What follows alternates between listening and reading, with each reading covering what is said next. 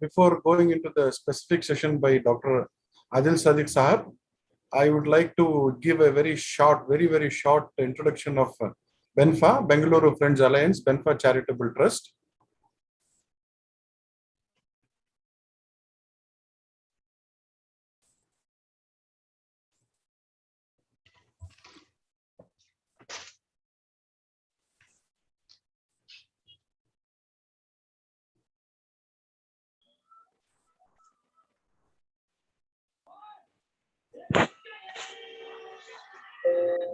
Yeah. This webinar is organized by BENFA Charitable Trust.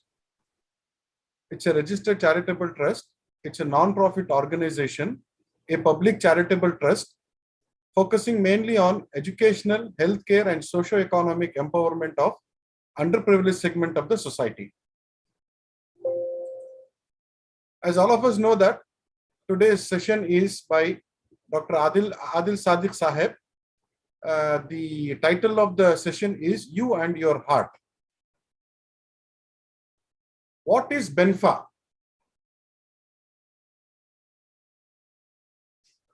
What is BENFA? See, BENFA is a short form of 3 words: Bengaluru Friends Alliance.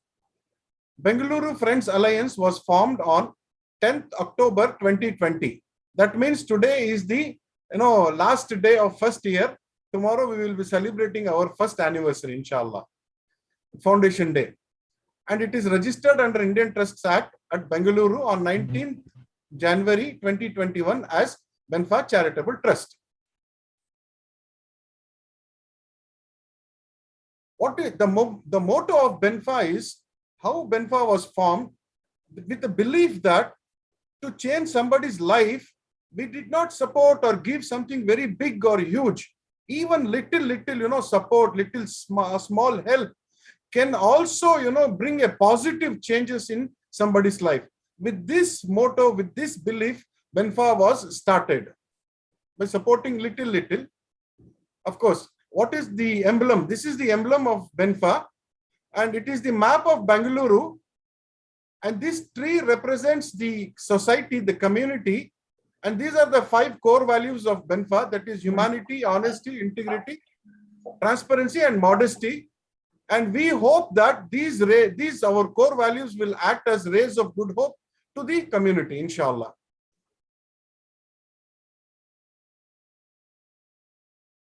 Yeah, logo. The logo of BENFA has 2 hands, holding together to support and help each other. We have our head office, that is administration office, in HBR layout, 2nd block, 1st stage on 80 feet road.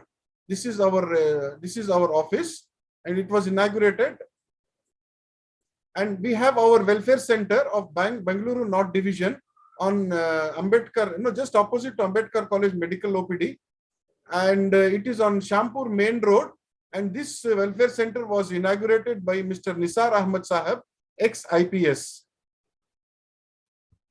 What are the goals of BENFA? Mainly the goals of BENFA are community empowerment objectives. That is in the field of education, healthcare, socio-economic, and women empowerment.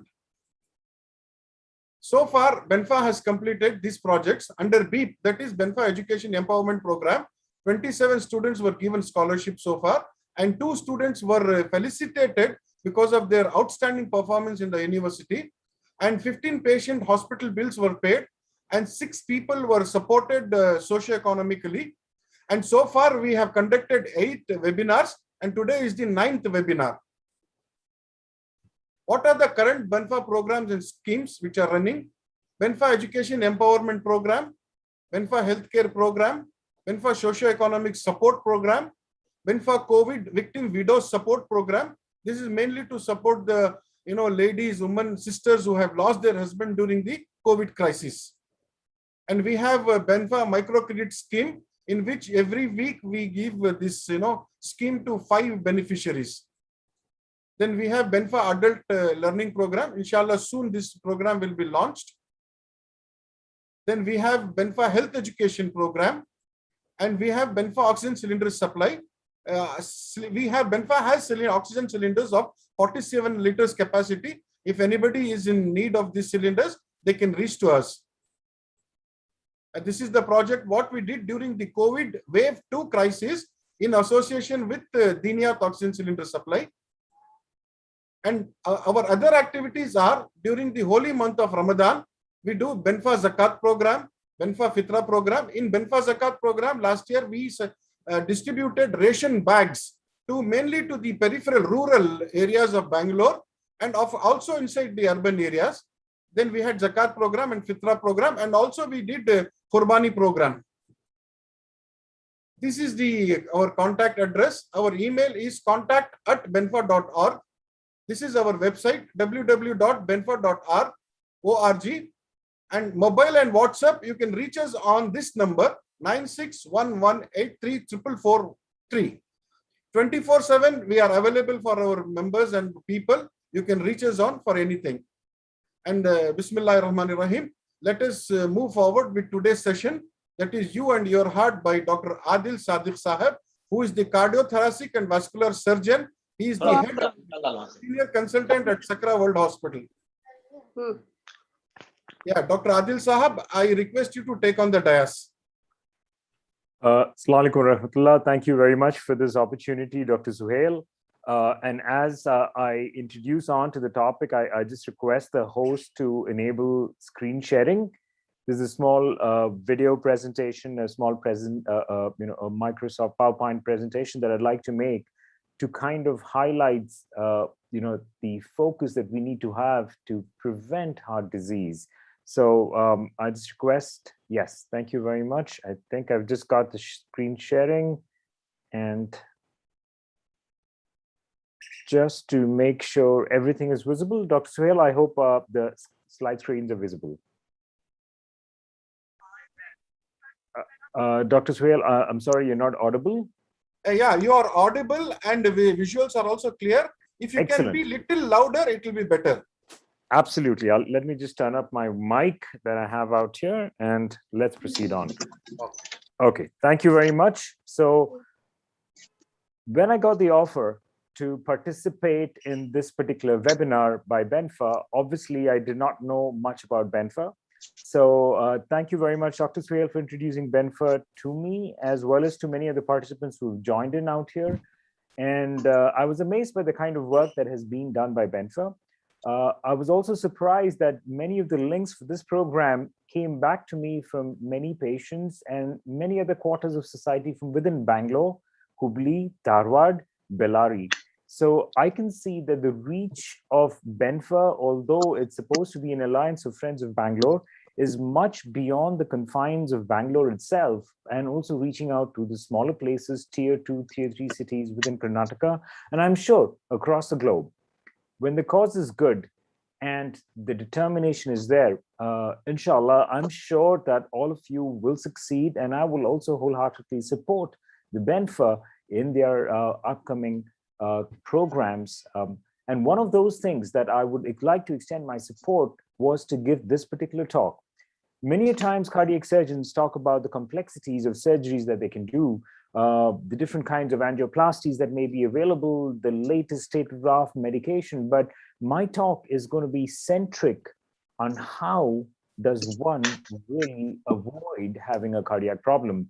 And therefore, the title of this talk is You and Your Talk. So coming to You and Your Heart, we need to understand that coronary artery disease in India is a very, very big problem. Even over the past 1.5 years and 2 years, people often think that COVID-19 has been the largest killer. Guess what? They're wrong. Even now, if you take the data across 3 years and take the average killer, which is the #1 killer in India, has been coronary artery disease. In India alone, it's caused 1.64 million deaths. That's 14.3% of all causes of death that are there. And what's surprising is that the prevalence of this particular disease has increased almost 4 times. I always like to show this projection pattern. This projection was made in 2005, about 2015, 10 years later. That's around 6 years back. And at that time, it was said that the burden of cardiovascular disease in India, which was around 38 million, is going to touch 64 million people. And guess what? Not only has that exceeded the projected pattern, but today we are touching close to 78 million cases all over. As of this year, coronary artery disease, stroke has been the #1 killer, accounting for almost 1 in every 4 deaths. That's more than 25% of all deaths. What's important about coronary artery disease is not that it's just increasing, but younger and younger people are getting affected.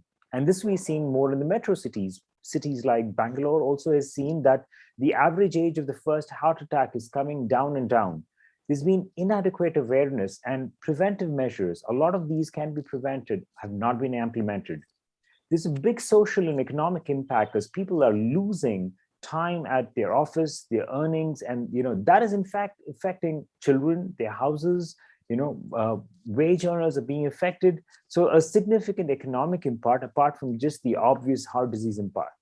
What is important and interesting to know is the data I want to share that more than half our population in India is less than 35 years. And in Bangalore, would you believe it or not, that the average age of the first heart attack has significantly come down from 46 years to 38 years alone, the first MI in Bangalore city. Now, this is a big revelation because we may see many young faces around us, but little do we know that the young children are also susceptible to it because there's been a constant increase, almost 25% in teenage obesity. The last 1.5 years has just compounded this problem because more and more people are staying indoors. There's been less amount of exercise, less amount of social interaction. Obesity, as of today's projection, as of August 2021 in the pediatric group, the projection is almost touched 37%. That's a whole 12% increase or 150% increase from the 25%. What's also being reflected is a lot of these children are also having higher amount of cholesterol. I keep telling people, if you see a big tree, kind of like the emblem that we have in BENFA, that tree did not grow overnight. It started from a seed to a sapling, to a plant, to a shrub, to finally a tree. So the problem that happens, what we see in the age 30s, 40s, 50s, actually starts very young. So a message out not just to the older participants in this particular program, but also to their family members, the younger participants in the problem, that we need to understand what the heart is all about. Now, the entire talk is structured on a layman's basis. And so my apologies to a lot of medical professionals who are out here. I've seen some names out there, and Dr. Atia, different doctors are out there. So my apologies if it's very basic. My aim is to reach out to the general public. And the heart has two main pumping chambers, and the whole idea about heart is pumping blood to the rest of the body. And sometimes you have blocks in the arteries of this heart, just like if you have a metal pipe that's conducting water. If you have soft water, you don't have calcium plaques inside it. But if you have hard water, different kinds of calcification or plaques forms inside this.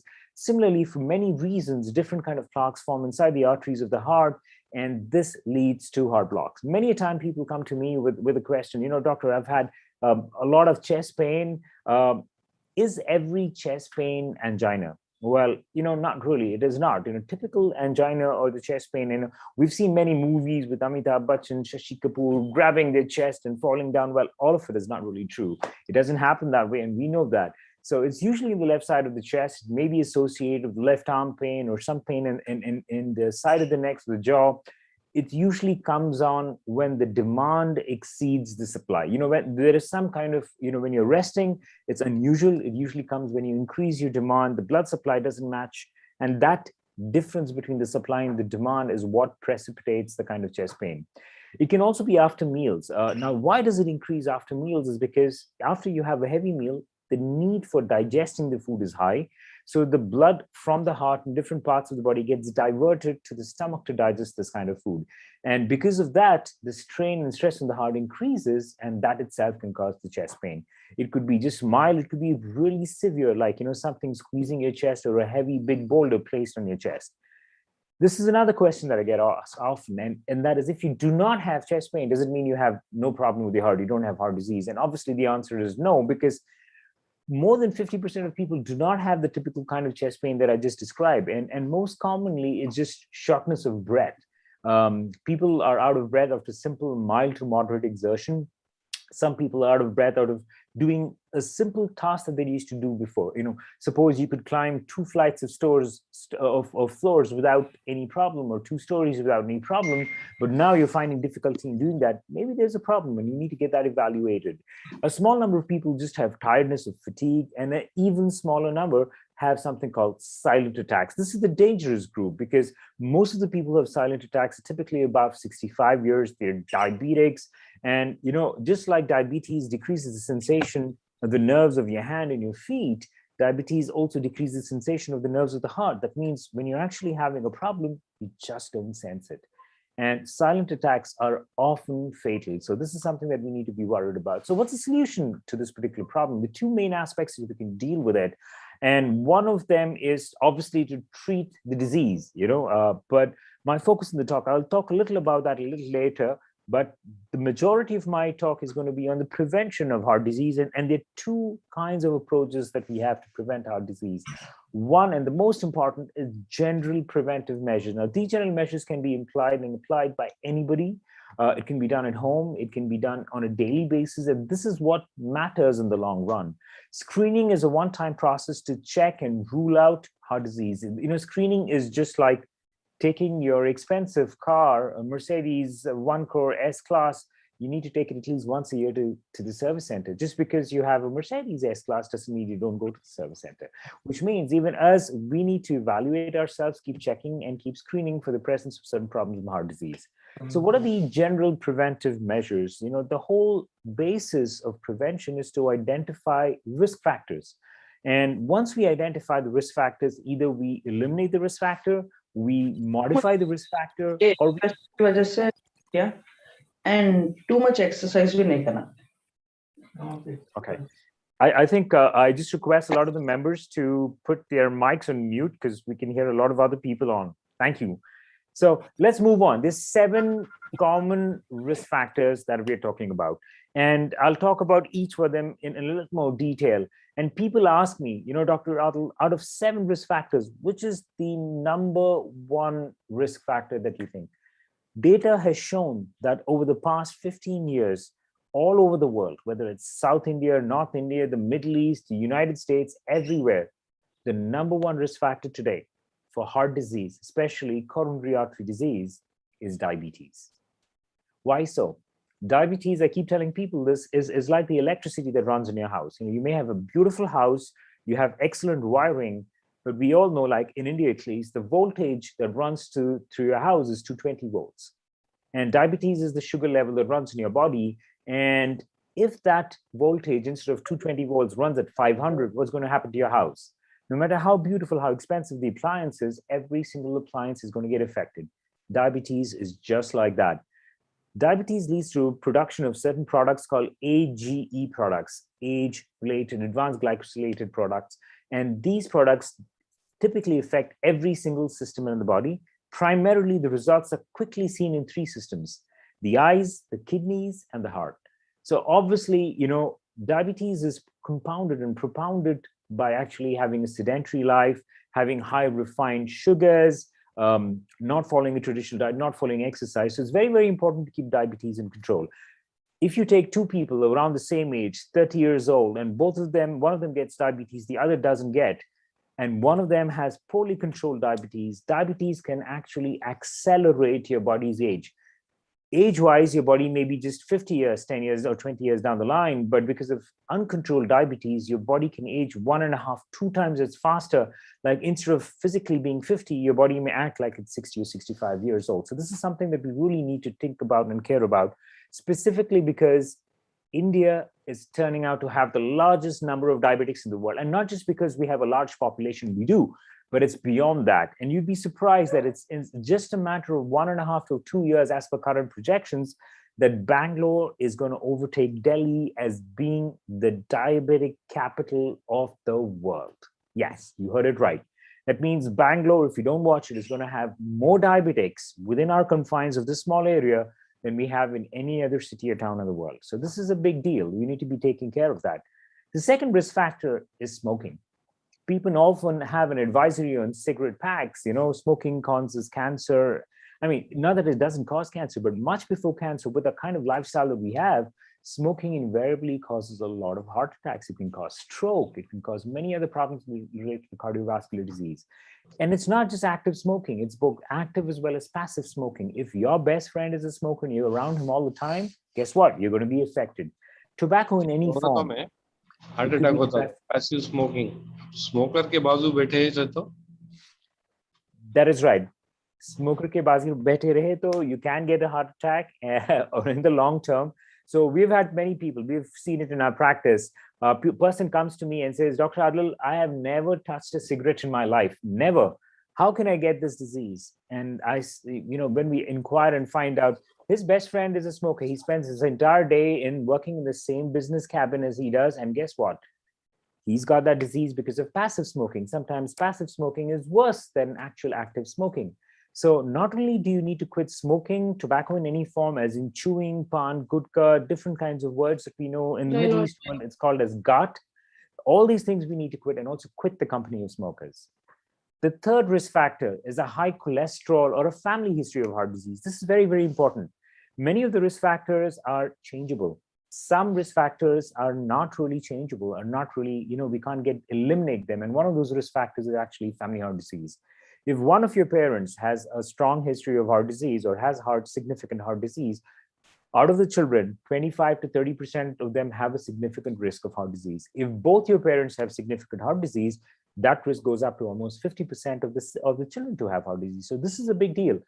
Many a times people talk about cholesterol being a very, very risk factor. We've got multiple forwards on the WhatsApp Doctors channel. Obviously, there's no real WhatsApp Doctors channel, but there's a lot of information that gets circulated in WhatsApp about cholesterol, about US FDA. Keep getting forwards from around patients. Just to clear the air about this, yes, cholesterol, high amounts of cholesterol and different types of cholesterol has been linked with heart disease. But that doesn't necessarily mean that eating cholesterol or cholesterol-rich or moderate-rich foods is the cause for heart disease. Now, you need to understand that our body needs cholesterol.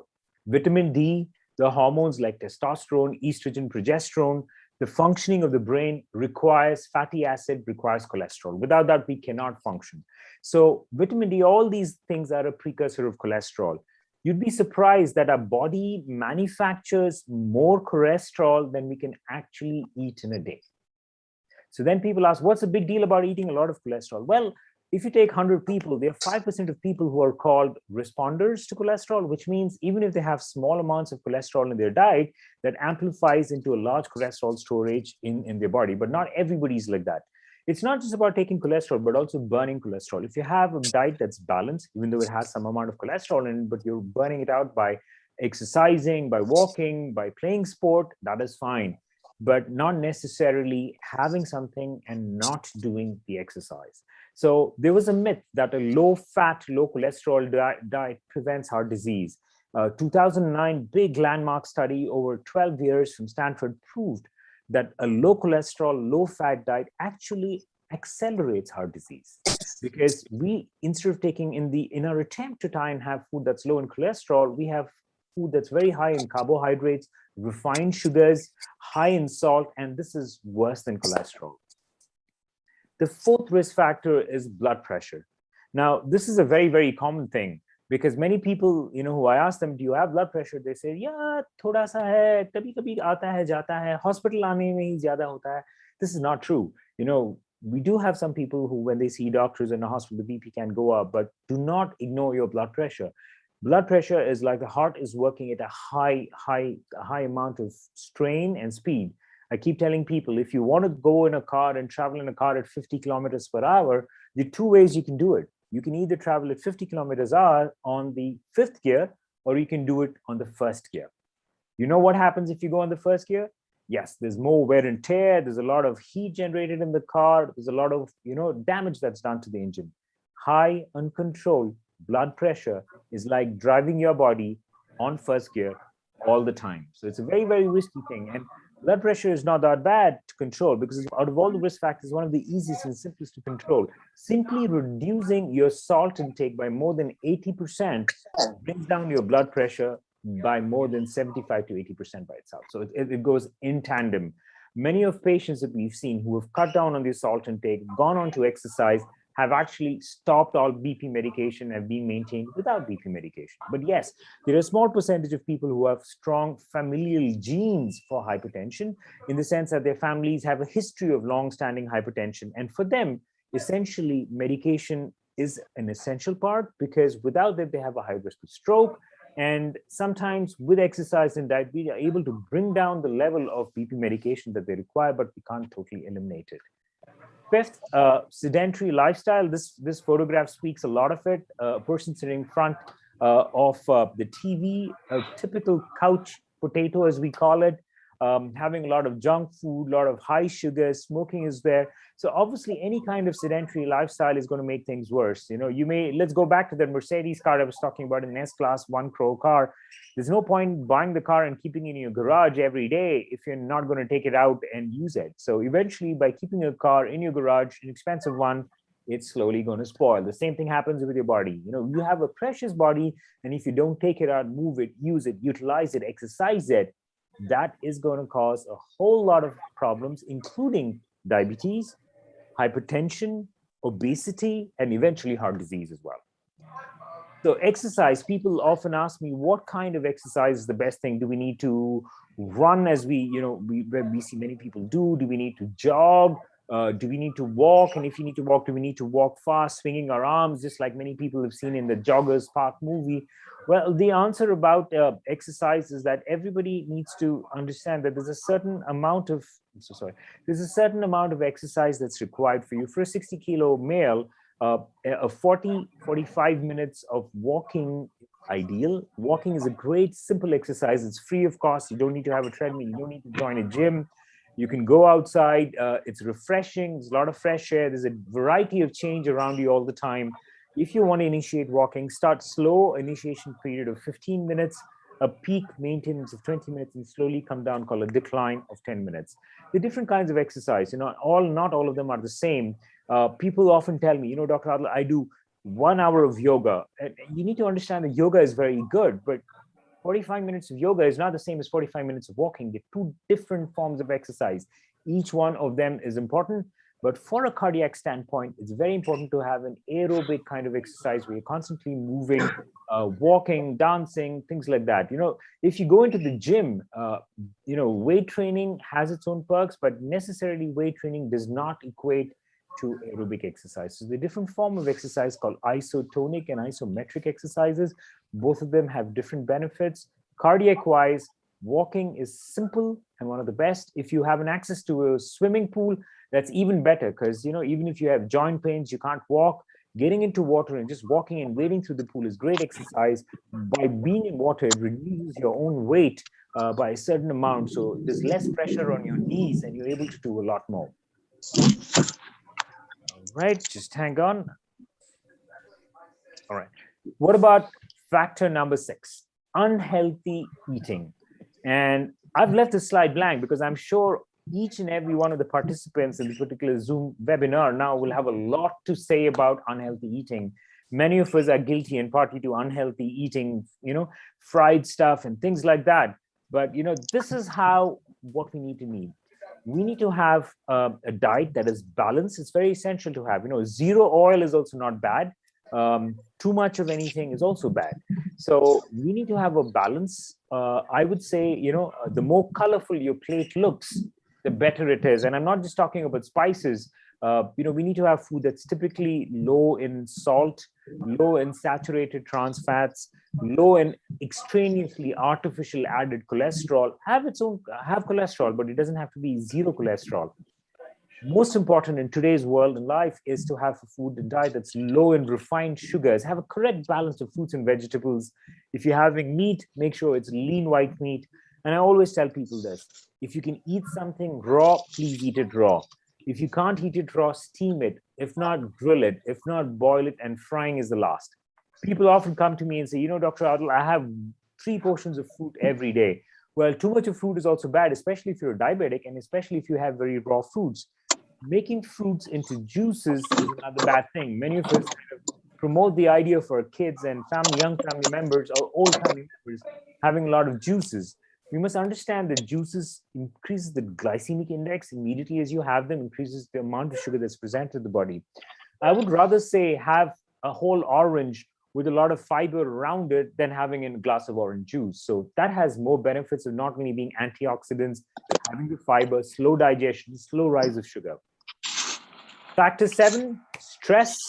Everybody tells me that the main reason many of them who have come to me in the past couple of months is because of stress. COVID has caused stress to propound itself to very high levels. And yes, stress does cause a lot of pressure on the body. It causes metabolic changes in the body. Sugar levels can go up, sleep can be deprived, blood pressure can fluctuate, and all of this will definitely have its effect on heart disease. But just like you can't clap with one hand, just having stress does not cause heart disease. It's a combination of all these factors that leads to heart disease. And I often joke and tell people, if it was only stress, then last year alone, Donald Trump would have had 7 heart attacks. But that's not so. It's a combination of these factors that causes risk. And then, is there any other risk factor apart from this? And an interesting factor to know is yes, there is a factor number 8. And I think it's one of the most important factors, and that factor is ignorance. Ignorance. If you ignore the symptoms of disease, if you ignore the fact that you may have the disease, if you're unaware that you have the disease, if you ignore the advice given to you by people, that is the largest risk factor that we can have. And by ignoring it or adhering to our symptoms, the next thing that we do if we suspect anything is to go into screening. And that's because just like a lot of the episodes that we see on TV, Kabhi Saas Bhi Bahu Thi and things like that, everything follows a sequence. Heart disease follows a sequence. So right from the biochemical changes that happen right up to the last stage, there's a sequence of events from biochemical, physical, ECG echo changes, pain, heart attack, and all. So you don't need to wait for the symptoms of shortness of breath or pain to actually diagnose heart disease. But there's so many other ways that we can diagnose it in earlier forms, earlier times. And I always advise screening for people who especially have a history of heart disease, people who have smokers, even more than a 5 or 10 year pack history, people who have diabetes more than 5 to 8 years duration, or even fresh young diabetics who have not been diagnosed but have very high uncontrolled sugar levels, people who are unaware that they're diabetic and suddenly realize that the sugar levels are in Virat Kohli's triple century, 300, KL Rahul's 400 levels. These are the people who really need screening. People who on the cholesterol levels, who are known to have high family histories of cholesterol, or more importantly in South India, something called triglyceride. It's called familiar hypertriglyceridemia. So this is something you need to really look forward and look into the fact that if you have these problems, if you have 1 or 2 risk factors or more than that, from whatever I've described, you are the person who actually needs to be screened. The simplest form of screening is actually by physical examination. There can be tests, there can be an EKG and echo. A treadmill test checks the supply and the demand of the heart. You have CT scans, cardiac stress MRIs, nuclear scans of the heart. And finally, the gold standard, the Supreme Court ruling, as they call it, the angiogram of the heart, which everybody's very scared and skeptical about. There are many interventions for the heart. If you are diagnosed with heart disease and heart blocks, I keep telling people if the blocks are less than 40 or 50%, you really don't need to do anything much except take care of yourself, prevent these blocks from getting larger, and that's by medical management. If they're more than 50 or 60% blocks, 1 or 2 blocks, no 100% blocks, no blocks in the junctions, this is treated typically by a balloon angioplasty, cracking open the block or putting a stent in there called a bare metal or a drug-eluting stent. A drug-eluting stent over time is shown to be far superior. And you'd be surprised, many people ask me, what kind of a drug is actually placed in the stents? And most of the time, the drug is placed in the stents is an anti-cancer drug. Yes, and they say, doctor, I don't have cancer, and why are you putting this medication in me? The truth is that the cells, once you put in a foreign object into the arteries, the body tries and reject it, push it out. And the body cells come in out there and start growing and try and block the stent again.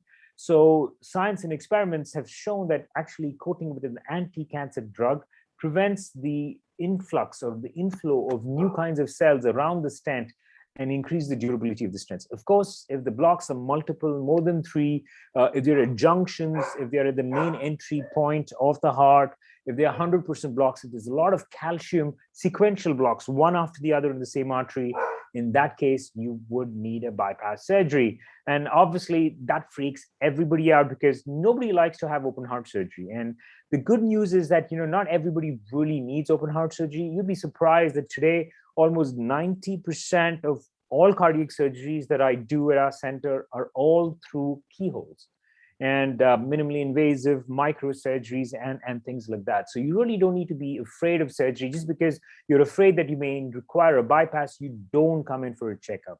I think the bigger problem is when you don't come in for a checkup, you don't get yourself screened, or you ignore the symptoms of disease. That is inviting more trouble and risking your own life. So before, I thought I would actually stop my talk at this particular point, but I did get a couple of messages earlier today in the day from people around who had asked me questions and wanted me to talk a little about what I do and what is keyhole surgery. And I was surprised that one of the messages was from a general physician doctor as well. So obviously, there's not much knowledge about it. And with due permission, I would like to just talk a little about this. We've seen that the traditional approach to heart surgery is through a big cut. It's a 12-inch cut. You cut the chest bone, also known as the sternum. Most of the time, open heart surgery requires you to stop the heart, stop the lungs, use a heart-lung machine, and then do the surgery. But the newer forms of surgery, and this is not relatively new, it's been there. I've been doing it for more than 11 or 12 years. It's been there across the world for almost 15 years. And this has been minimal access or the least invasive cardiac surgery, something that I have a patent on. And what happens in this is we actually operate on the heart or the lung without cutting any bone or cutting only or chipping a small part of the bone. We use special endoscopes, special instruments to provide a whole host of benefits. People often ask me, that small incision, the small cut, that's what we want. And I keep telling them, the cosmetic benefit is the least important. It's last on my list. The most important thing that you need to understand with minimal access surgery is the faster return to normal activity. You stay in hospital for a shorter time, there's less infection, less pain, less need for blood transfusion, less antibiotics. And the different kinds of procedures that can be performed in this, and it's not just one or two single bypass, multi-vessel beating heart bypasses can be done. Up to 5 bypasses can be done through a keyhole. Mitral valve repairs or replacement, aortic valve replacements, closure of holes in the heart, or surgery for abnormal return. This is a patient from Bangalore itself who's had a minimal access, a bypass surgery. This is 3 weeks after his surgery. Many of us can't even identify where the scar is. Just below the nipple out there, it's a small 3-inch cut. This is immediately after a mitral valve replacement. This particular doctor had a hole in the heart, ASD closure. This is a mitral valve repair, and somebody who's had an aortic valve replacement. So obviously, the reason we've been able to do all of this is because their approach has been through very small incisions. There's been a lot of technological advances. There's been special visualization that enables us to see inside the heart through 3D cameras. We see small needles, small specks. All of that leads to a whole lot of benefits that we have. For the benefit of many of the non-medicals out here, I've had an animation to tell how traditional heart surgery is when you actually open the breastbone, cut it open. A lot of times you connect it to the heart machine and do the surgery. But minimal access surgery, minimally invasive surgery is something that just 2 or 3 inches, we go in between the rib spaces, we minimally spread it, put a camera in, enter in the heart and do a whole lot of surgery. This short clip is from my whole operating room as well. We have a whole team of people, including people called perfusionists who lung the heart-lung machine. Suppose I need to repair one of the valves inside the heart. We use a small puncher in the groin to connect the person to a heart-lung machine, introduce a camera and go inside the particular chamber of the heart, stop the heart temporarily, and using robotic arms or microscopic instruments, we repair different forms and different parts of the heart, including valves, repairs, replacements, holes in the heart, and even do bypass surgery. So it's not just the scar that you see at the end, but it's the whole technology of doing minimal access surgery. That's something amazing, and something that I always keep telling people. 25 years ago, if you had gone to the smallest village in Karnataka, a small tier 3 city as well, and you tell them that you want to do a gallbladder surgery, everybody would have done it open. But now, even in these smallest villages, everything in gallbladder surgery is done through a camera. Everybody wants the current operation. I need the current operation. That is the one that's doing through the laparoscope. So things have changed dramatically, and even cardiac surgery has changed a lot over times. That we've seen that more and more patients are getting the benefit of keyhole surgery, so much so that people are able to go back to their job within 2 weeks, go back to driving in 3 weeks. Some of my patients have surprised me by swimming by the second week after surgery. A short video clip I'm going to provide out next about this kind of cases that you actually can do through minimally invasive cardiac surgery. This particular video does have some graphic images of the heart. There may be some blood scenes. So for the faint-hearted, please do not watch this video. It's probably a 2.5 minute video. But for a lot of people who want to know what's going on, who are curious about how it really looks and not into animation, and for all the doctors on the group, here it goes. So this is how typically, 1 second, yeah. This is how typically a minimal access surgery looks. The upper one is the traditional incision. It's a 3-inch incision that we put in a camera. We take different conduits and the heart is beating. And through that cut, we're using a telescope on my eyes. We can do a multitudes of grafts. Here you can see we've done 4 bypasses for this gentleman through that small camera. You can see the vein sequences going out there with an arterial bypass. All of this is possible only because instrumentation has gotten better and better. 10 years ago, if you wanted to buy a phone, 15 years ago, if you wanted to buy a phone, the number one phone across the globe would be a Nokia. But obviously, none of you would choose to buy a Nokia now because there are much smarter phones available right now. And the same thing is with heart surgery. People are often worried about the big cuts in their leg. And this whole particular video shows that most of the surgeries that we do, and we kind of use veins from the leg, veins from the chest, or arteries from the hand, arteries from the chest. All of this can be done through cameras, minimally invasively, through a 1-inch cut. There's no need for 40-inch cuts. People are walking the very next day of surgery. The remarkable thing about the surgery today is a lot of the times we don't even use a knife during surgery. Most of the surgery that is done, the cutting is done is using electricity or is done using ultrasonic frequency, that's sound. So using sound, we can actually cut through tissue. We can have bloodless fields. This particular video we're seeing is the entire process is being done. We can see a microchip of a thing. It's less than a few millimeters and it's just magnified. It looks big. The artery you're seeing is the radial artery from the hand. We're proud to say that one of the very few centers that actually does endoscopic radial artery in the entire country. This particular video is of an aortic valve replacement, a 6-foot mechanic, very, very small 2-inch cut. We can go inside the heart, replace the heart valve with either a mechanical or a tissue valve. That's a totally different thing. A totally different topic, but many of these can be done so much so that people are just walking the very next day after surgery. Here you can see that it's not really a knife, but that's an electrocautery that's cutting around the chambers of the heart. This is me going inside the chamber of the heart. That's one of the valves of the heart called the mitral valve that's leaking. And this video, we've replaced the mitral valve with an artificial valve. This is a bioprosthetic or a tissue valve that comes in for a cow. People who have valves with leakage, it's easier to repair them. When people often ask me, which is the best valve that you can recommend? I said, it's the valve that God has given you. That is your best valve. And the best outcomes come when you repair the valve.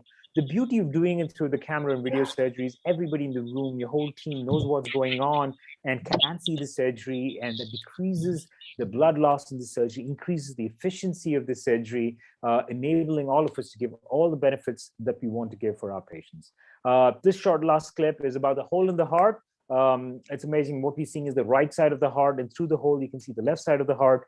We're using an endoscope to put sutures and using the walls of the heart to slide in and close the heart. This kind of a patient usually goes home in 2 to 3 days after the surgery, back to regular work by the 2nd week or so.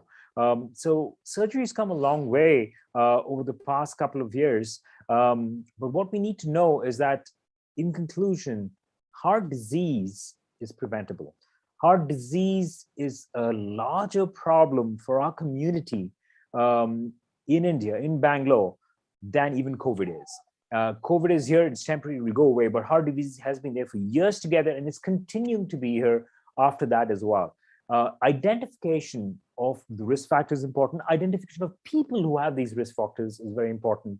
Modification of these risk factors, elimination of these risk factors is the key to prevention. Obviously, if you have any symptoms, screening for heart disease and timely intervention is important as well. So whether you want to choose different forms of medication or you want to choose surgery, obviously prevention is the key. And that prevention, that future of your heart truly lies in your hands. Thank you for your time and patience, Dr. Suhail. I will stop sharing my screen and over to the organizers for, I think any questions or any discussions that we may want to have. Yeah, thank you very, very much for a nice session, Dr. Sahab. Now we shall have a question answer session. If anybody willing to ask the question, please raise your hand so that we'll call the names. So I think there are a couple of questions that I've got. There's one particular patient who's asked me about EECP treatment. Dr. Suhail, should I go ahead and answer that? Yeah, please go ahead. Please go ahead. I can't hear you. Please go ahead, Dr. Saab. Can you hear me now? Yes, I can hear you now. Yeah, thank please you. Yes. go ahead. Please go ahead. Sure, thank you. So people have asked me about EECP treatment. It's a very common thing. There are lots of WhatsApp forwards going around. Let me tell you one simple thing. The US FDA has allowed EECP treatment only for stage 4 heart failure. What does that mean? It means people who cannot be cured by medicines, people who are not fit for angioplasty, people who are not fit for surgery, people who cannot receive a heart transplant, people who cannot receive a mechanical heart. You mean to say that there is nothing that medical science can do? Then, as a last stopgap arrangement, these people can take EECP therapy. Now, the data has shown that in these people for whom nothing else can be given to them, nothing else can be avoided to them, only in those patients, there's a 20% improvement in heart symptoms with EECP. But for traditional people who have regular blocks, people who are fit for surgery, EECP is not recommended. And this is not me saying so, it's the American Heart Association, the European guidelines as well. India doesn't have such kind of a body that regulates these treatments. So therefore, there are different kinds of treatment for everything. There's, without due disrespect to any kind of treatment, there are different forms of allopathy with Ayurveda, homeopathy, conventional, mechanical, vasculopathy, all of them that are being offered for heart disease. But I would just like to quote the FDA for EECP. So only if you're not fit for any kind of heart surgery, if you're not fit for any kind of a heart transplant or a mechanical assist device, and you have class 4 heart symptoms, which means you can't sit down and breathe properly as well, can barely walk around the house, then only EECP is a treatment for you. Questions again, precautions for congenital heart disease for kids. Very, very interesting question. And I don't mean to hurt anybody by saying the only way to prevent congenital heart disease, the only sure way of preventing congenital heart disease in children is to not have children. I mean, really, what is congenital heart disease? There is not one, there are a few congenital heart diseases that can happen due to exposure, but I would essentially call it a packaging defect. So 1 out of every million kids can be born with a defect no matter what you do to prevent it. And this is just a packaging when the embryos are formed, the whole thing is happening inside the womb, that at that particular time, a congenital problem can happen. It could be in the heart, it could be any other problem, but it's a packaging disease. So more than 80% of congenital heart diseases or 90% of congenital heart diseases are not really preventable. They're bound to happen. Now, there are 10 to 15% of cases in which you can prevent congenital heart disease. And what is this? Suppose some people have a very strong history of familial heart disease, which means every single generation of family is born with one kind of a heart disease. Then the next child is going to have a 50 to 60% of getting that same disease. So obviously in that kind of situation, marriage counselors would counsel the family not to have children because they're having a high incidence of heart disease, or if they're going to have children, to have something called a very early antenatal scanning. This could be either by blood test, through sonograph, to a genetic scan, or an anomaly scan, as we call it. That's one thing. There's some kind of diseases and infections during pregnancy. If you're exposed to that, you can have congenital heart disease. One of the common thing is rubella, German measles. Now, this is a disease that seems innocuous and harmless in young women and young boys as well. But if you get German measles or rubella during the 1st to 4th month, as the 1st to 2nd trimester of your pregnancy, that's the time when all the vital organs of the heart are being formed, then you have a high tendency to have two diseases. One is called a patent ductus arteriosus. It's basically a communication between two of the great arteries of the heart, as well as having lens deformities, as well as having a small left-sided heart. So there are very, very few cases in which having a fever during the time of pregnancy, having certain kind of medication.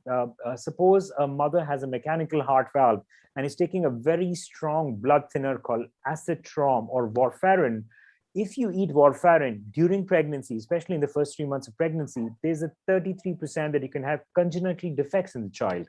Now, these are not necessarily heart defects. It can be any other defect, including short limbs, long limbs. So we often advise mothers who have mechanical heart valves, who are taking this medication, to stop the medication during the duration of surgery and take an injection every day. So this is about that. Any other questions that we have, we can call it in. Or anybody wants to ask it as well. I'm sure Dr. Suhail can moderate and suggest the questions. Yeah, please. Dr. Atiya. Dr. Atiya, please unmute yourself. Hello, Assalamu alaikum, doctor. Welcome, Salam, Dr. Atiya. I'm basically a dentist. Please tell me, Hello? Dr. Atiya. Yes. Doctor, I'm basically a dentist. My mother has been posted for a CABG. She's supposed to undergo a CABG on Monday Okay. in one of the heart hospitals. Okay. So I saw here, doctor, there are a lot of congenital heart diseases more prevalent in eastern part of India. Not really. I think the prevalence of congenital heart disease has been more or less overall across the India as well. But the reason why we see or we highlight a lot of it from the eastern part is a lot of them don't get adequate medical attention in time.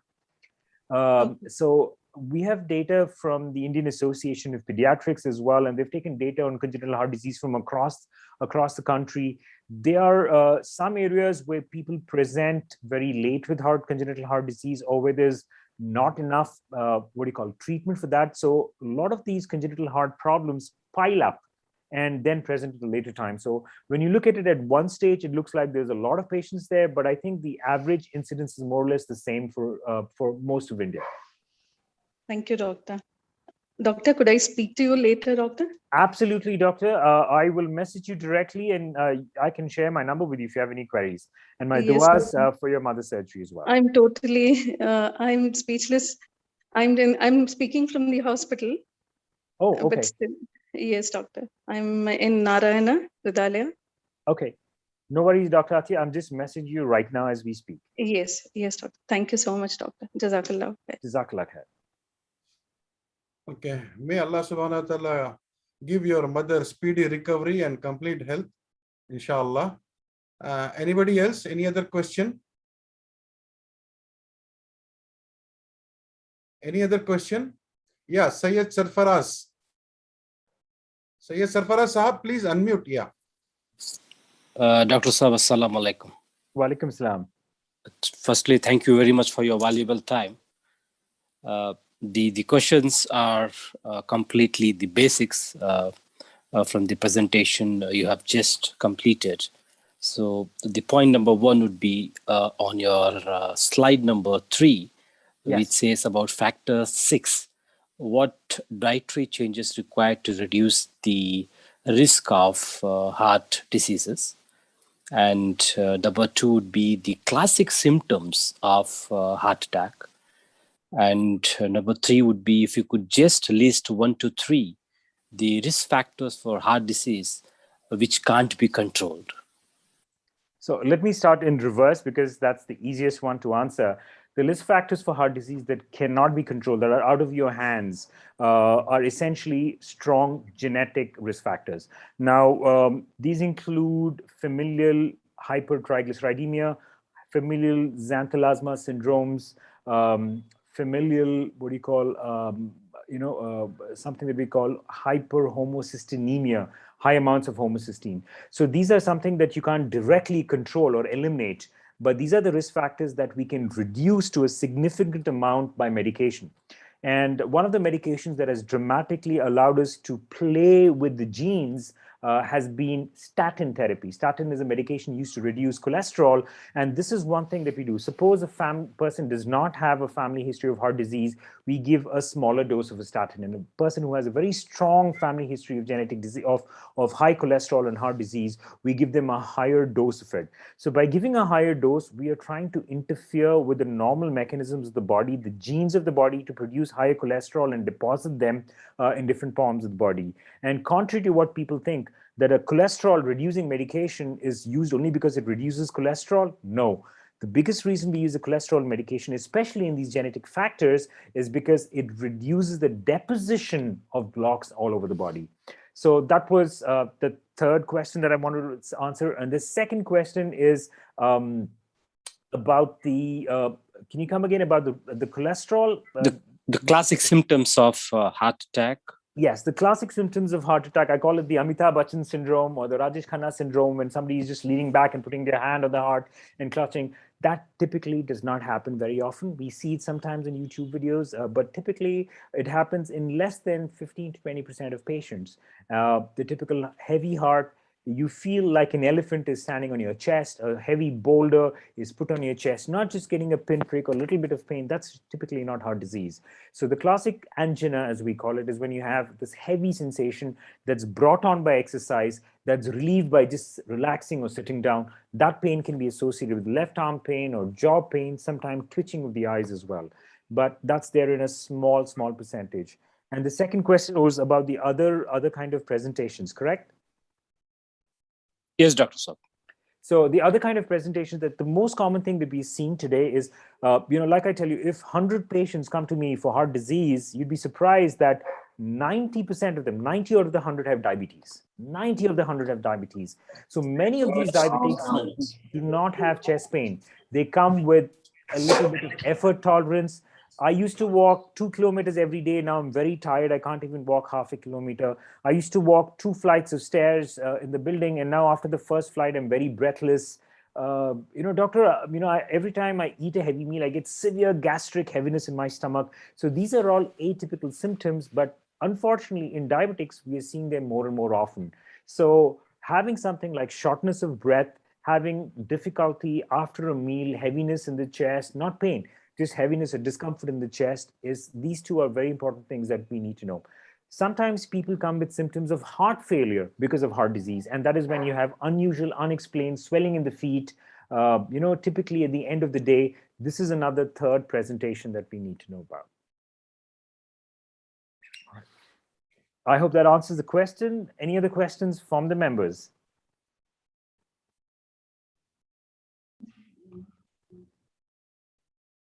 Yeah, Dr. Sajjad Bhai. Please unmute yourself, Dr. Sajjad. Assalamu alaikum warahmatullahi wabarakatuh. Welcome, Salam, Dr. Sajjad. How are you, doctor?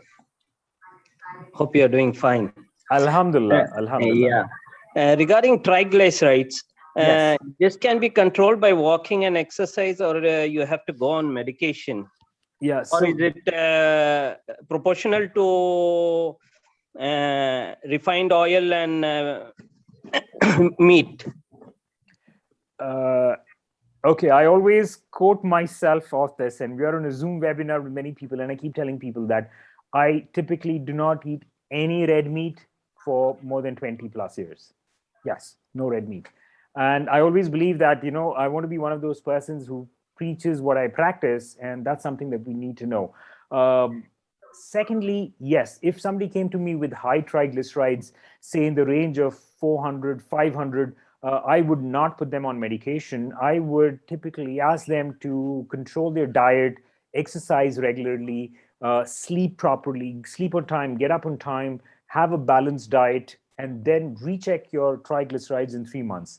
If the triglycerides is showing a significant dip, but still on the higher side, I would give them another 3 months to continue on. And eventually, I do see that more than 50 to 60% of people with high triglyceride with a lot of discipline can control it without medication.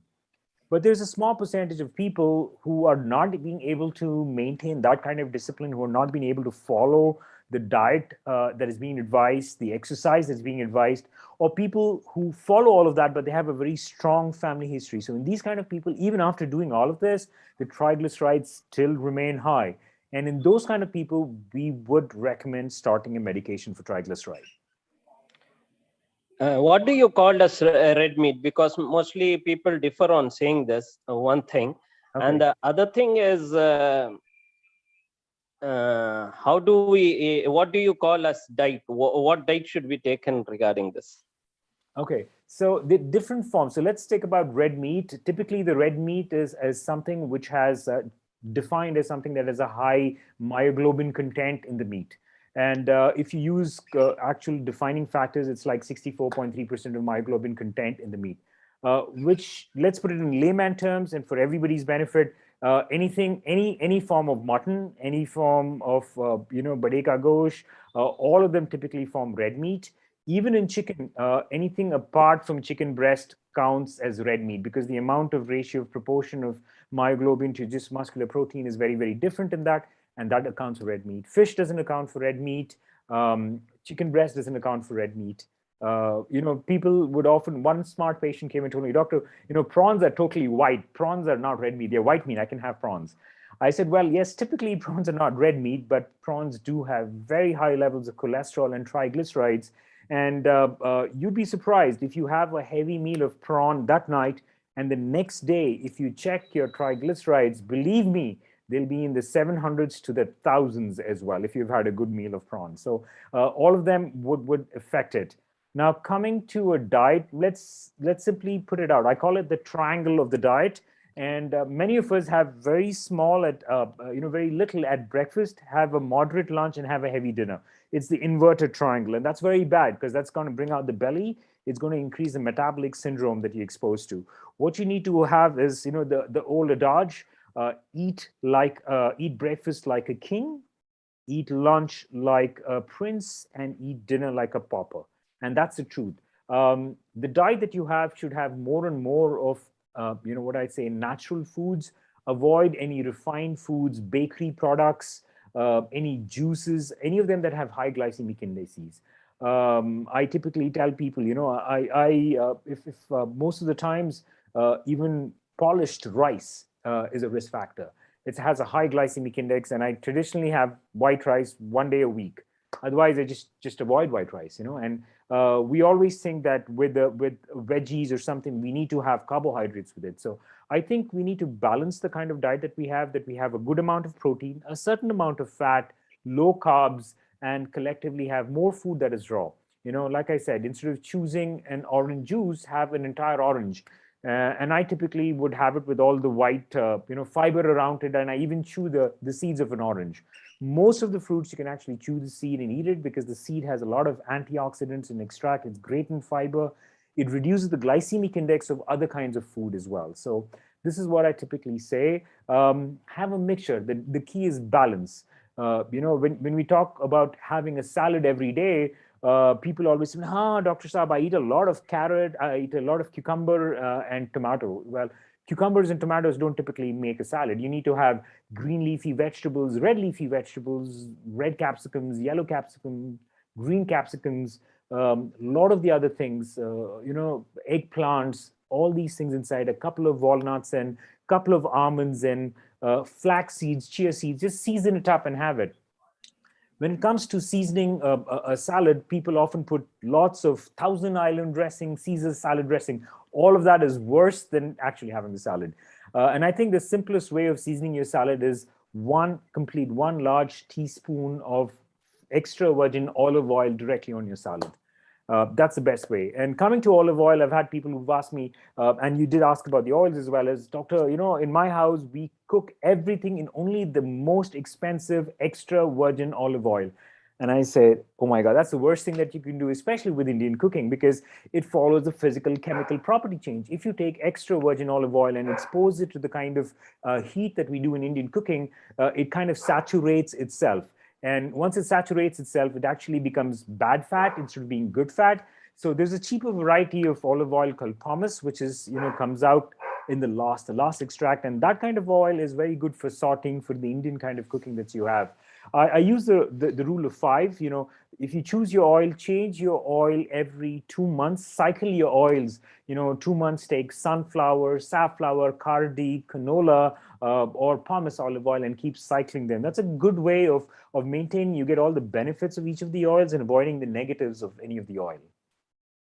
All right, I think that should address the questions, Dr. Yeah, Sajjad. Thank you very much. Okay, next question is from Maqsood Sahab. Maqsood Sahab, unmute yourself. Hello, Assalamualaikum, Dr. Hadish. Walaikum salam. Thank you very much.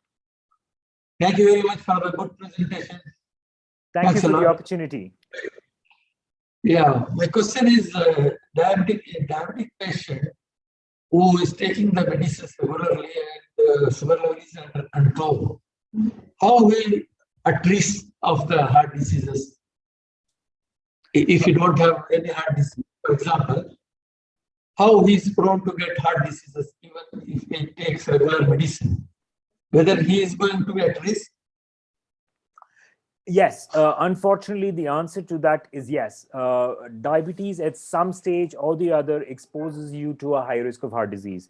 Now, when diabetes is under control or not control, we need to understand multiple factors that go into it. A lot of the times we would just check your fasting sugar, your postprandial sugar, and if they are fine, you think your diabetes is fine, but that's not true. The different parameters, and one of the parameters that's been widely used over the past 10 or 15 years is called HbA1c, glycosylated hemoglobin. And this gives you an average of the sugar in your body over the past 2 months. So whether you had a gulab jamun last night or not, it doesn't depend. This test doesn't need to be done when you're fasting. It can be any time of the day, and it will give you an average blood sugar over the past 2 months. Now, traditionally, we have accepted that the hemoglobin A1c should be below 7. And if it's below 7, it means that a large percentage of the time over the past 2 months, your sugar has been under control. Now, if the hemoglobin A1c is between 7 to 8, it's not good. If it's more than 8, it's bad. If it's more than 9, it's dangerous. And if it's more than 10, it's a disaster waiting to happen. Now, I've had, in my experience of doing cardiac surgery over close to 22 years, I've had patients who have had HbA1c levels of around 7, 7.2, 7.5 in that range for 4 or 5 years, and they've still come with problems later on. But we need to understand that these people who have had very good control of diabetes have delayed the onset of the problem. They've had diabetes for 35, 40 years, after which they've developed problems. Unlike many people who develop problems, uncontrolled diabetes within 4 or 5 years of having uncontrolled diabetes. So diabetes does make your body age. If your diabetes is under well control and your HbA1c is under excellent control, the chance of you having cardiac issues or kidney issues or eye issues is low, but it's never zero. It's not the same as a regular, another person. You have a twin exactly like you who doesn't have diabetes, and you have diabetes. Your diabetes is extremely well controlled. 20 years down the line, you have a slightly higher risk factor of kidney disease, eye disease, or heart disease as compared to him, just because he doesn't have diabetes. So unfortunately, there is an offset, but this can be minimized by taking care of diabetes. Coming to the diabetic control, there's a new kind of a way of knowing your diabetic levels throughout the day. I'm not sure if many of you know about it. I was discussing it and teaching some of the medical students who visited us last week, and none of them knew about it. So I thought I'd bring it up in this forum as well. And it's called the ultra-human patch. Now, the ultra-human patch is something that you put, and using a smartphone or an app, it gives you your sugar levels throughout the day continuously. Like just after you walk for 20 minutes, how your sugar level changes. After a meal, how it changes. It gives you the exact graphic over 24 hours for a period of 7 days. So it's an amazing, amazing thing, much more advanced than HbA1c. But we don't typically advise it for everybody, but for people who have difficulty in controlling blood sugar levels, even after visiting an endocrinologist. Okay, so I hope that answers. I want to continue. I tried to get that patch, but I'm not getting it. It's not available. I will send you a link, sir, for that patch. I will give you a link. It is available in Bangalore. I've had 2 patients running on with that patch. Okay, I need that. Inshallah, I will send you the link.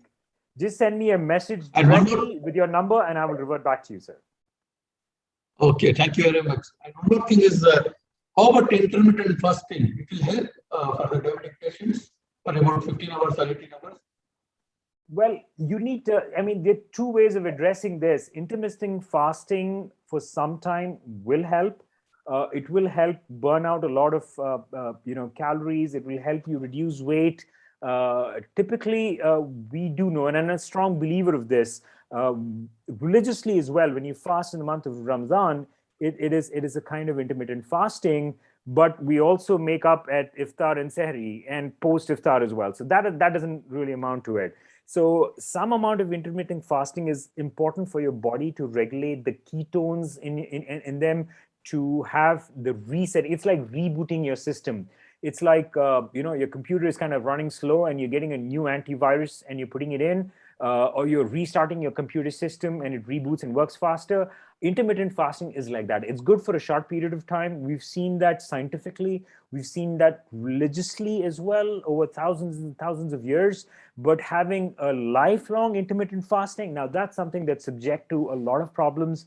We've seen that long periods of intermittent fasting can actually increase the creatinine phosphokinase, not creatinine, creatinine phosphokinase levels in the blood, can increase uric acid in the blood, can increase protein, breakdown, and renal tubular acidosis as well. So there's some negatives of it. Short periods of intermittent fasting are good, but prolonged periods of doing it months on end is not proven to be absolutely perfect. It has its own side effects. So unfortunately, a lot of research is still going on it, and I don't have the last word on it. Nobody has the last word on it.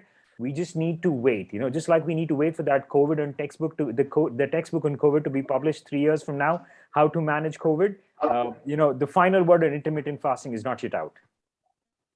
Okay, what's the maximum period it should go if you go for I would say a good period of intermittent fasting is 8 to 12 hours. In that period, depending on your body, 8 to 12 hours is a good period. But what's also important is the period that you do not fast. What do you eat in the period that you do not fast? That is more important than just fasting. Okay, and who is more at risk, a diabetic patient or the person who's having cholesterol and triglycerides? Uncontrolled diabetes is number one on the list, not in my opinion, but the data across the world. Uncontrolled diabetes, highest risk factor for heart disease.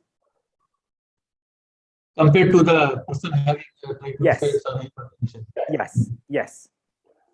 Uncontrolled Okay. diabetes, yes. I mean to say controlled, what's uncontrolled diabetes? I'm sorry, you mean control? No, controlled diabetes. If the diabetes is very well controlled and the triglyceride levels of another person are very well controlled, then the risk factors are comparable. But if any one of them is uncontrolled, like you have very high triglycerides, some people have familial triglyceridemia with triglyceride levels of 500, 800 all the time, and at the same time they have high homocysteine. Okay. They have a higher risk factor than a controlled diabetic. Yes. Okay, thank you very much. You're welcome. So I think there's one more question that is coming. Just give me a second. Let me try and pull that up. Yes. So it says, does the standard measure of any test to be positive, negative, or high or low fits everyone? I don't totally understand the question, but if it means whether, say, let us say the cholesterol level, the average cholesterol level should be below 200, or the average cholesterol, the acceptable desirable cholesterol level should be below 250. There's been a lot of debate about this, and I, for one, also do believe that some of this has been industry sponsored, industry pushed. Say 20 years ago, a cholesterol level at above below 250 was supposed to be good. 6 to 7 years ago, that was revised to below 225. Today, that level is at 200. There's a lot of debate about it. There's a lot of difference between cardiologists, cardiac surgeons, and physicians across the world as about that. But what is true is definitely, a lower level of cholesterol, something below 200, is better than a level that's below, say, above 240 or 250. So something in that range is definitely better. There are many reasons why these margins of a normal test are revised. over time. A lot of them, they are data driven, sometimes they are industry driven. But I would like to think that, if you take, the average height of the Indian male, I would say it's like 5'6.5".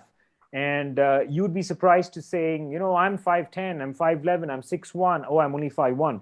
So if you take a rule of thumb and take the average general and take everybody's data and pool it statistically, there will be a median curve. And depending on that, the parameters or the margins of a test are usually judged. So, and these can be revised from time to time again. Okay. Anything else, Maqsood Sahab? Okay. Now, Abdul Latif Bhai has quite a few questions. Yes. He has posted on chat. I request him to come on, ask by himself, please.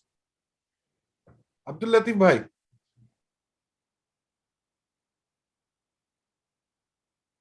I've just asked a question on the chat. That was my question, Dr. That is Sohail correct. That's the one that I just answered. That's correct. Yes, exactly. Thank you so much for that, Dr. Sohail. Jazakallah khairan for that. Okay. And there was one more question from Khalilullah Sahab. On ajwa seed powder. Yeah. Well, I'm really not the expert on that, but I do know that there are a lot of benefits from it. Just like there's a lot of benefit from turmeric. There's a lot of benefit from eating healthy. Ajwa seed powder does have its benefit. I would not say it's not, but I don't think there's been a randomized controlled study like we have in the medical world. Like you take 50 people without ajwa seed powder and 50 people with ajwa seed powder, check their simple parameters, like, do an angiogram for all of them and check 5 years or 10 years down the line if it has really caused difference between them. So unfortunately, there's no study like this across the world to categorically say, yes, this is beneficial, or no, this is not beneficial. It's a large gray area. But a lot of the foods that we have, a lot of the traditionally medicinal food, seeds and plants that we have their proven benefit. My advice onto it is just don't depend on it slowly. Let it be a contributor to your good health. Just because you have ajwa seed powder doesn't mean you don't exercise. You need to exercise, follow all of the diet measures, go in for regular checkups, and have the ajwa seed powder as well. That's when you're going to get the whole benefit. Just solely banking on one tire doesn't mean the car is not going to wobble. So we need to have a balance of everything. Ajwa seed powder does have its own advantages, but it's not the one-stop magical cure everything drug. No, it's not. Okay. Any other question from members? Any other question from participants?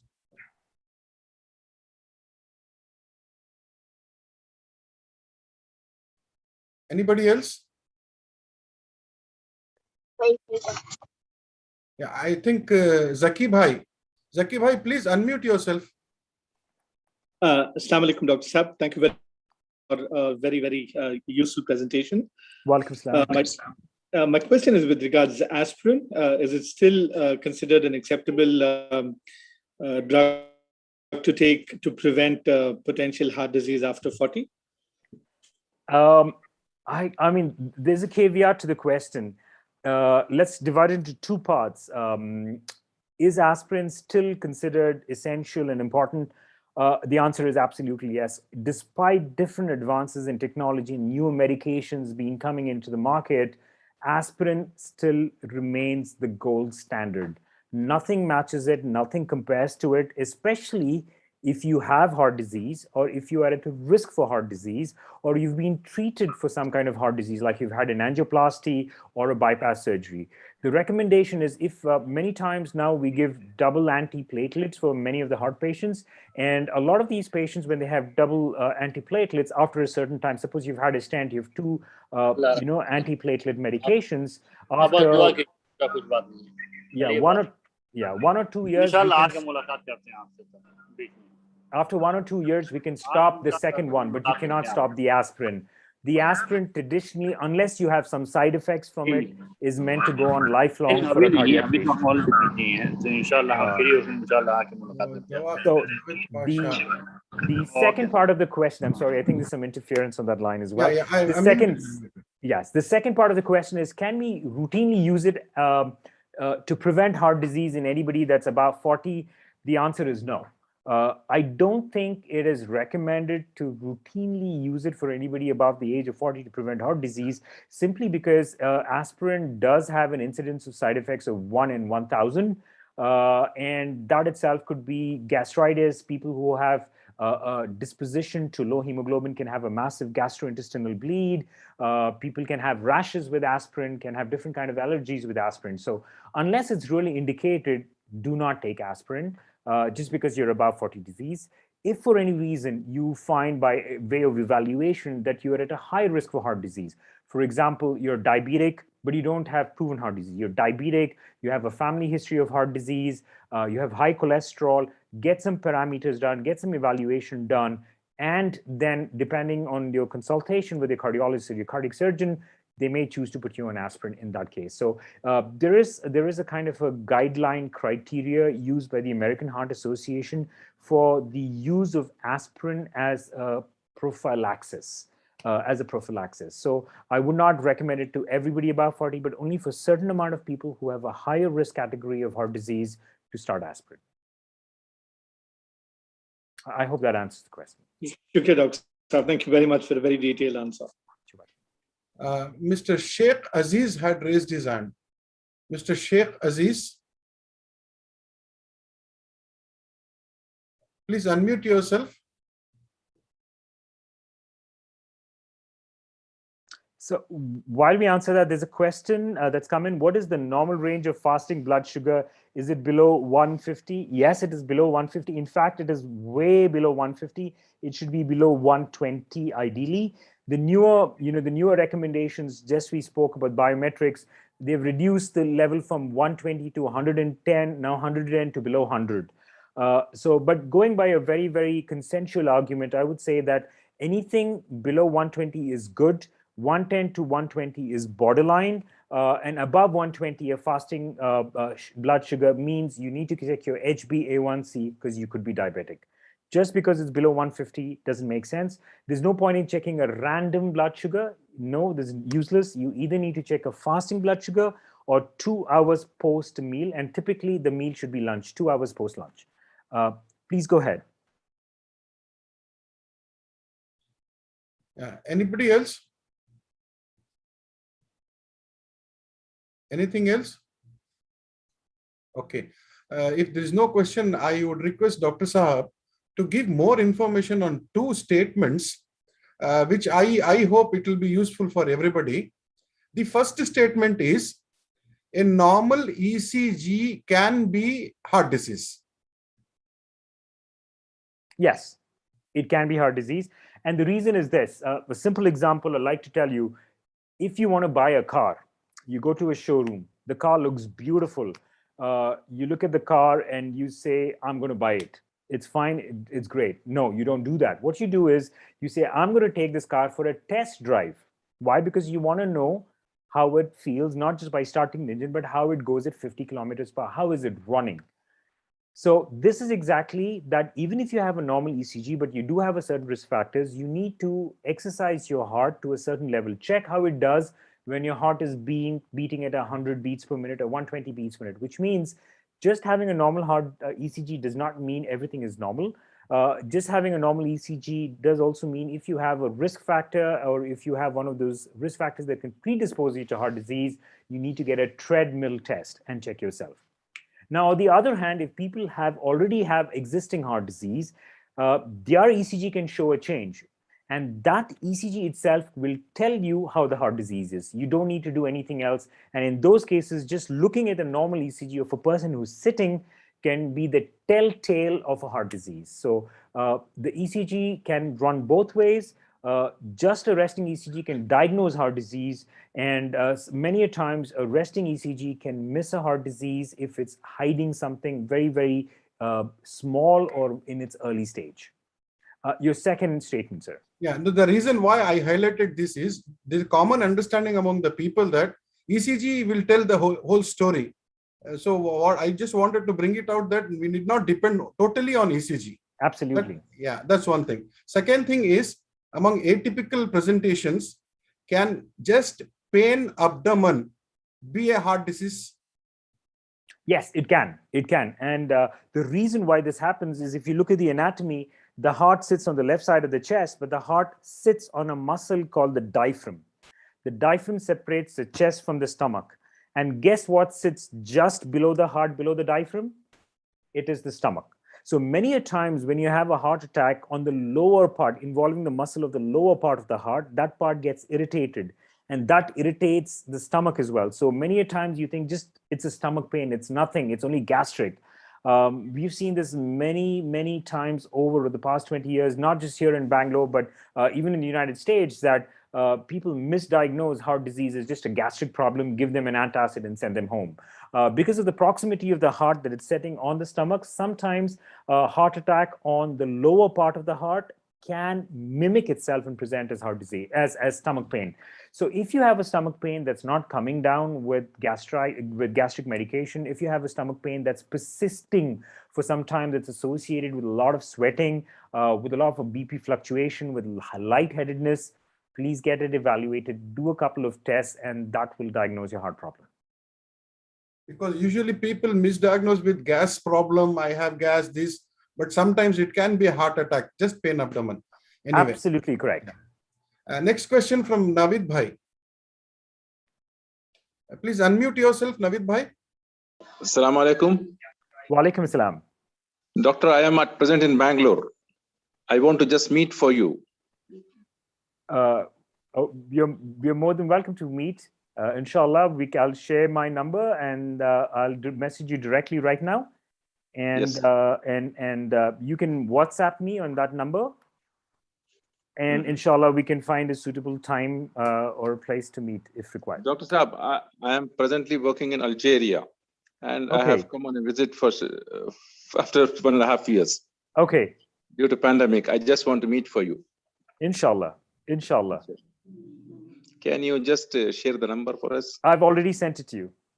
It's on the chat directly to you on the Zoom meeting. Okay, no problem. Thanks a lot. I Thanks think a you've lot. got it. Yes. I shall also send you, Navid Bhai. I shall also send you on your WhatsApp. Inshallah, inshallah. At present, I'm in Bangalore. Yeah. Alhamdulillah. You went to Bangalore without informing us. No, because I got a sudden I got a sudden information from my boss. Okay. It was in a short period. Okay. Anyway, please do meet our other office bearers there, inshallah. Inshallah. I want to just meet there. Yeah. Next, any other question? No, thanks for me. Any other question from anybody? Or shall we conclude the meeting?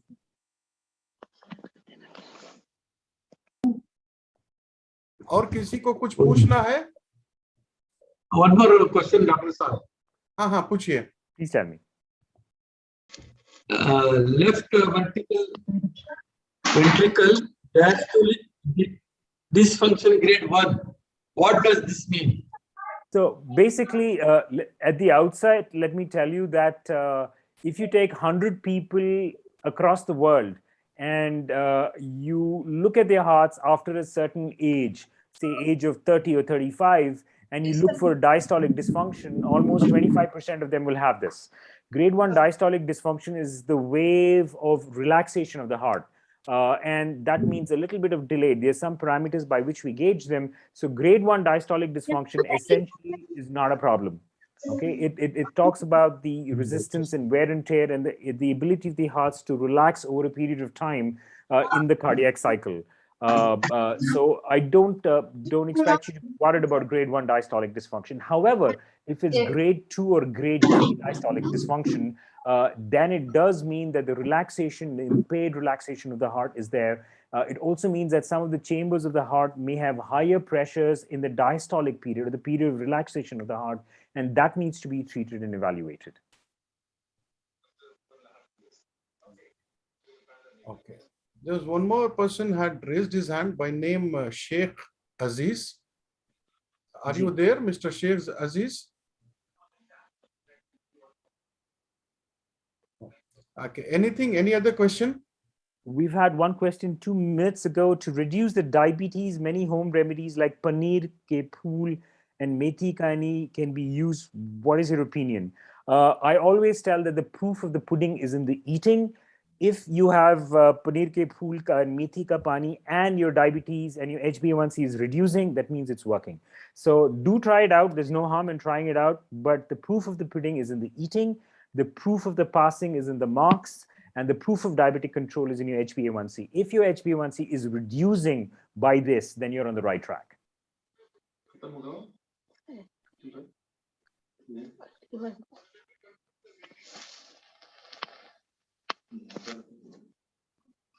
Thank you, doctor. Have a nice day. Yeah. I think we so. can go for concluding remarks. I think we can go for concluding remarks. Thank you very much. I would like to thank everybody for the opportunity for me to come and interact with everybody.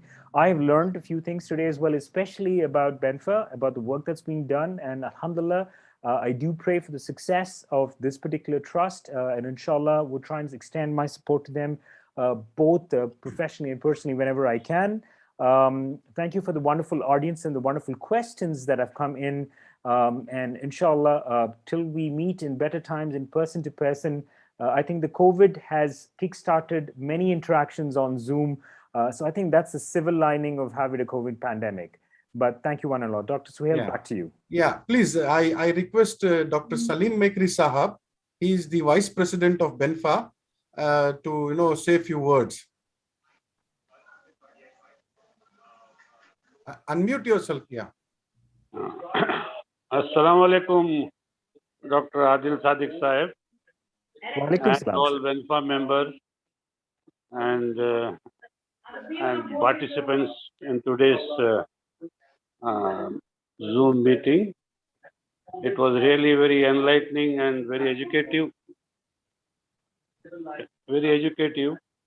And many things even the medical professionals did not know, have come to know about the latest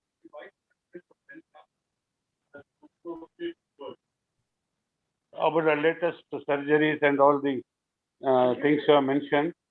We are very grateful for the wonderful talk you have given. And it was really a pleasure having you in the BENFA webinar. My only concern is most of the things people came to know today, and hopefully they follow the diet regimen and exercise and all that. But how we take it to the larger section of the society, because many poor people, they don't know anything about diabetes, heart disease, or the precautions to be taken, exercise to be done. They just come home, have some heavy meals, and then go to sleep. No exercise, and no dietary habits. Nothing is there. So they have heart attacks immediately, and they just think that it is just natural death, and they die. There is no precaution taken, and the lower state of our society, there are many slums and many poor people who have no knowledge about all this. We need to conduct some camps for these people and to share this, what Dr. Adil Sadiq has told, at least make it more easy, in easy language, so that they understand what is meant by this and how to take care of themselves. And we have to take it far, and we have to go to villages, some slums, and all these poor people. Many rich people know about it. They can consult big cardiologists, big cardio surgeons, and all that, and they go to YouTube and websites and check everything. But the poor people know nothing about this. BENFA is for everyone, rich, poor, Muslim, non-Muslims, all. We are working for the betterment of the society. So we need to help the poor people also, and we are conducting a webinar. We are helping the middle class and upper middle class people who can understand English and who can have a smartphone and listen to it. But what about the people who don't have access to anything? Alhamdulillah, with Dr. Suhail, we started the adult learning program also. In that, we can have a small health talk by a doctor in a month or so, but different doctors. We can just have a clip. We can't call them. because they're all busy. We can have a video clip and show it to them what it takes to be healthy and to lead a healthy life. And I'm very thankful to Dr. Adil Sadiq Saheb and thankful to Abdul Mateen who introduced Dr. Adil Sadiq to BENFA group. I know Adil Sadiq, I met him once in Sakra Hospital. I am Dr. Nikat Mekri's uncle, Chacha, and Dr. Abdul Mateen Faisal cousin. So we are all together into this. So my humble request is we need some small clips about health issues and tips about that so that we can share with our poor people and do something about it. Thank you everything, and thanks to Suhail for arranging all these webinars which is helping many people. Thank you all. Allah, Jazakallah khair. Allah Hafiz. Okay. Thank you very much, Dr. Saab. You have raised a very important point that we have to reach to the people poor section, underprivileged segment. Inshallah, we will try our level best. So now we shall conclude the meeting with Kafara Majlis Dua. Subhanakallahumma wa bihamdika ashhadu an la ilaha illa anta astaghfiruka wa atubu ilayk. Thank you very much. Thank you. Jazakallah khair. Inshallah, we will be in touch in future. So with everybody's permission, I shall end the meeting.